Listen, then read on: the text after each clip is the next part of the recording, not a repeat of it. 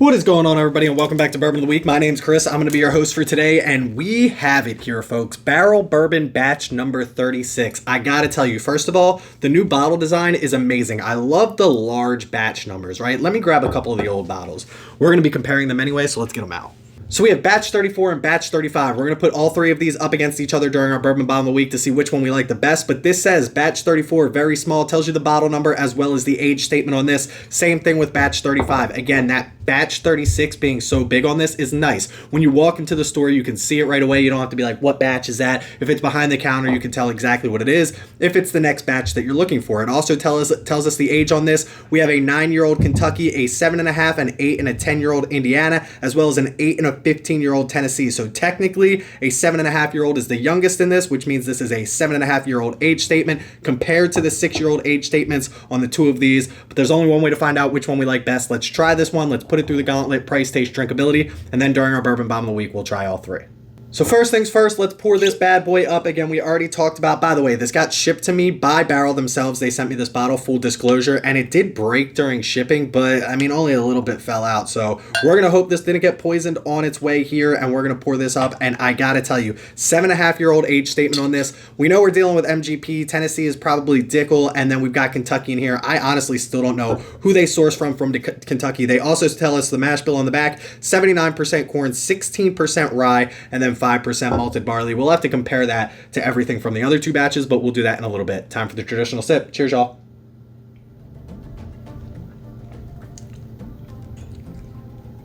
They can't keep getting away with this.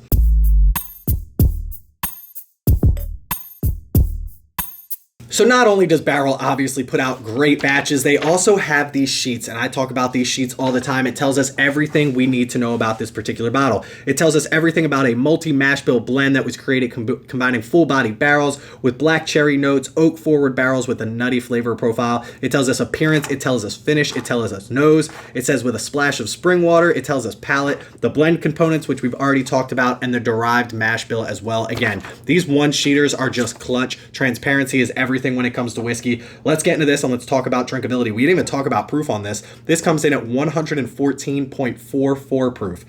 Very specific.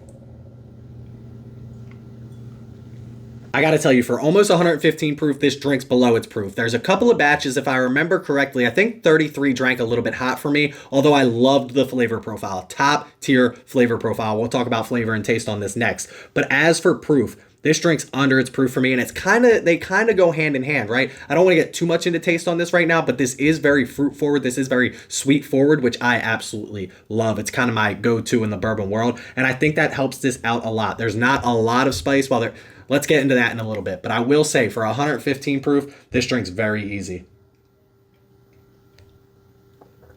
So before I do that, let me do this real quick. I'm going to fill out my form over here. I created these little sheets for these reviews. I fill it out for everyone. I 3-hole punch it. I put it in my thing according to, I do alphabetical order rather than date or anything like that, just so I know what bottles I'm dealing with. So we have everything that we need on here. You have the date, the whiskey that you're drinking, the MSRP, you have drinkability, taste, price, you have your total score so you can follow along what we do here at Bourbon of the Week. You have the age, the proof, the mash bill, the distillery, if you know all of that, and then you have your notes that you can take here. I'm thinking about, and let me know in the comment section below if this would interest you. Obviously putting it on some much nicer paper, maybe doing a little bit smaller of a book and putting these in a book and selling them. I don't want to make them too expensive, but I like the concept. I know other people have tasting books out there. Maybe get it like embroidered with Bourbon of the Week on the front, something leather, something nice. But that's what I want to do because I think these sheets are very important. That way you can go back if you've had something before, if you forget if you've had it, if it's a sample that maybe somebody sent you, you can remember who sent you the sample. So these sheets are very nice. Let me fill out mine real quick.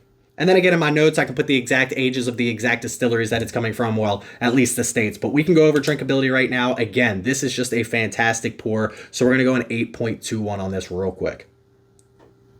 I usually have these off to the side because I didn't think you guys wanted to see me take notes or anything like that, but I kind of want to keep these in here just so you kind of get my idea of how I go about this. Now, let's get into taste real quick, and I got to tell you, this is where everybody has a palate, everybody has a taste profile in the whiskey community that they kind of gear themselves towards. Everybody has that mental note of a specific bourbon that they're kind of basing all of their other whiskeys off of. For me, this is honing in on that flavor profile. Super sweet, super fruit forward. I get like peaches, I get orange, I get cherry on this, like a dark fruit almost, like the orange rind, like like a dark cherry, but like a dried peaches or something like that. People might say apricot, but I haven't had an apricot yet. Actually, I did eat an apricot once, but it's a peach for me. I get a lot of fruit on the front of this, a lot of sweetness. I still get some spice on this, which I absolutely love. It takes us on that roller coaster ride that I talk about all the time. But the spiciness doesn't ever overtake the sweetness,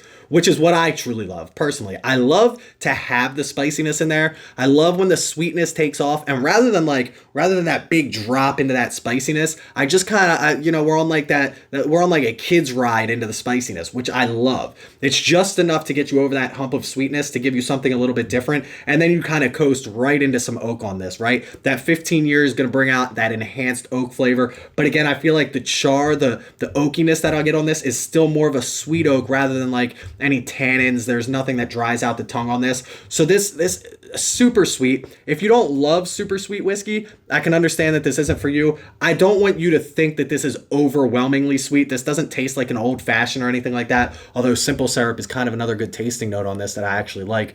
Simple syrup, orange. I mean, there's no bitters, obviously, but maybe we are pushing that old-fashioned lane. I got it. I don't want to overwhelm you with the sweetness. I don't want you to think, hey, I don't like sweet whiskey. Like, if you got into bourbon, I guess you do like sweet whiskey, but I don't want you to think that it's just straight sweet. There's so much going on this. It's complex. It's got everything that I'm looking for. I just think it has a little bit more sweetness than what Barrell has had in the past expressions, with some more spice on that, and we're still talking 16% rye on this. I give all of them great scores. I feel like they've been releasing less of these. Now, I know they're like transitioning between, I don't know, distributors or bottling plants or something like that. So maybe that slowed them down on that end. I feel like they're also expanding what they have to offer. Like, they're not just doing barrel strength stuff anymore. They have the Barrel Craft Foundation and everything like that. They do a lot of finished stuff. We just did the Mizunara here. So I feel like maybe they're just expanding outside of just their batch releases. But I also have to say that I like that. I like at some point it becomes overwhelming if you release too much whiskey, and there's a few companies, I won't name them, that have done that in the past, and when it becomes hard to keep up with every release, right? If it's every 2 months you have another $90-$100 bottle coming out, Booker's is like pushing it at $100 a pop 4 times a year. Like that, if you're a true Booker's fan, you'll go out and buy that, but I feel like once a year, maybe twice a year, for a bottle like this allows me to appreciate what I've got while still giving me enough time to go search that next bottle. I don't know what you guys think about that, but I kind of like that slower process of releasing some better batch stuff. Again, Elijah Craig Barrel Proof does 3 a year. We have Larceny Barrel Proof does 3 a year. 3 to 4 a year gets to, like, I don't want to spend all my money on one release that I don't know if I'm going to love or not. So it becomes a little bit much, at least for me. I'm going 9.17. I don't want to get too ahead of myself. 9.17 is where we're going to put it when it comes to taste. And last but not least, I usually pour up one more, but we're going to put this up against the 2 other batches, 34 and 35 in our Bourbon Bomb of the Week, so we'll hold off on that and talk real quick about the price on this, and this is a $90 bottle of whiskey. I gotta tell you, for being how good it is when it comes to drinkability, but for being how good it is when it comes to taste for my particular palate, $90 is an easy ask for me, especially these days. I mean, I'm spending $90 on bottles of whiskey that are 5 years old that I don't even know what they are. Barrel Craft Spirit has laid the foundation, no pun intended because they put out a bottle called Foundation, of what I enjoy about whiskey. Every one of their batch stuff, every one of their blends seems to be good to great, right? There's nothing below good. Something might not align with your particular palate, but it's not bad whiskey by any means. Something might not be your favorite, but it's not bad whiskey by any means. For me, this is great whiskey. This is going to be something that I will be sad to see it go. I will buy a backup of this now that I have this particular bottle. I know how good it is. I will go get another 36 and I will prove it to you guys. A lot of people are like, oh, you're lying. You're not going to spend that money on a bottle of whiskey if you are. I promise you, if I see 36 on the shelves, probably in New Jersey, I will buy another bottle of it. That's how good this is. So for price at $90, average drinkability, average price is $75 to $90. So we're right there in that realm. And then this is above drinkability and above on taste with an average price. So we got to go above that 7.0. Let's go like 7.93 when it comes to price on this, just below that 8 mark. But listen, we'll put this to the side. We'll put this to the side. We'll grab our 2 other bottles here and we'll pour them both up in our Bourbon Bomb of the Week and see which one we like better, because the only way to figure out if I'm right about this is if we do a blind. Let's do it. Of course, now that we've got them poured up, we've got to mix them up. We're going to use our Whiskey Wisdom Wheel. Again, just going back to these, I was going to look up like the blend components on these. Obviously, we know it's 6 years. If I have the 1-sheeters somewhere around here, but this is just another thing about this particular bottle and this label style. Again, batch 36 being so big, and then already telling us we have the mash bill right on here. We have the blend of straight bourbon whiskeys on here. So everything about this particular label is so much better than these 2 right here. So Barrell, shout out on whoever's idea it was for that, because that's fantastic. Let's mix these up.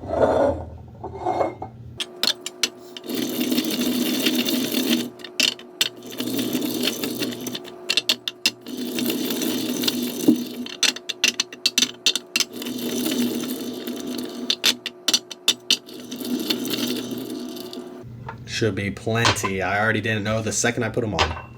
So if you don't know how this works, this is the Great Whiskey Challenge Tasting Kit. We have A, we have B here, and we have C here, and on the bottom of each one of these glasses is a letter. You can see the letter on the bottom, but you can't see it through here when you're drinking it, so as you're drinking it, you don't know what you're drinking. So we don't know what we're drinking, and we don't know which one's which, but at the end, we can flip it over, and it will coordinate with the bottle that we're drinking, and that's how we know. But let's get into this. Let's see if we can pick out what we assume to be our favorite right over here. The easier part about this is I've drank this tonight. The harder part is I haven't drank these in a very long time. And again, this is still all barrel craft spirits, so I expect them to be similar, but hopefully different enough that we can differentiate them. Time for the traditional sip. Cheers, y'all.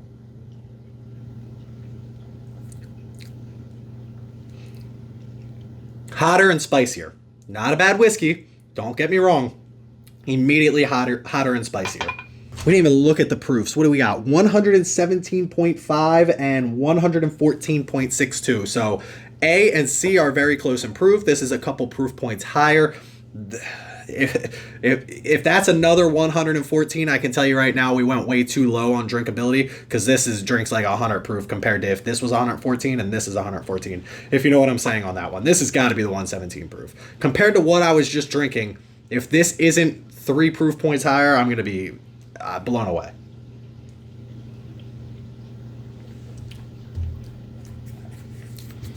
Phenomenal. So much less spice, so much more sweetness, still that rye spice in there, still that kick of cinnamon, still a little bit of oak on the end. Phenomenal glass of whiskey. Might be it. Might not. Only one way to find out. Let's keep going. Okay. Okay, we're somewhere. We're somewhere. This usually takes me a very long time, but I'm already going to kick one out. This right here, phenomenal glass of whiskey on its own. Compared to these 2 and my particular palate, I do not enjoy this one as much because it leans more towards the spicy side. If you like that rye spice, if you like that allspice, that black pepper, that clove that really comes out, which people love in whiskey, I don't hate it. I'm just saying, for my particular palate, I like a little bit more sweetness. There's a lot more sweetness on this one and a little bit more sweetness on this one, and this one is spicy. So, I'm going to tell you right now that one of these 2 is winning.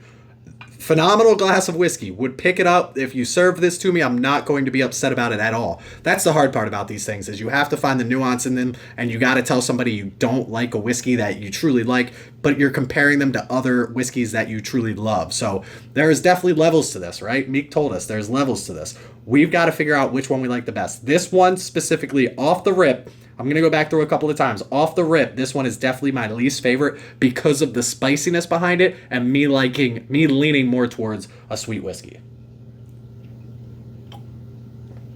See, this is just super soft, super sweet, super easy to drink. Whether this is 114 or 117 proof, that is just phenomenal. This one is also super easy to drink. So if I had to guess, these 2, right? No, this one's 117. These 2 at 114 proof are these 2. So we're talking batch 34 and batch 36 right now are contenders for my favorite. Batch 35, still phenomenal, drinks a little bit hotter, and that makes sense if it is the hotter one at 117 proof. Or I'm completely wrong and I suck at this, which is probably more likely. No. It's spicier, it's hotter. I almost want to know the mash bills on these. I almost like want to go look right now. I'll look at the end and I'll let you know. I'll actually just put it on the bottom. I can do that in post. You guys will like that. Yeah, this one's definitely last. These two are close. I will be honest. These two are closer than I thought they were going to be. I thought this was just going to blow everything out of the water. I had to make sure I wasn't making a mistake. We're going to say it though. 1, 2, 3. We're going to call it there. Let's finish this one real quick. We never leave whiskey in our glass. Let's finish this one and flip it over and see what it was.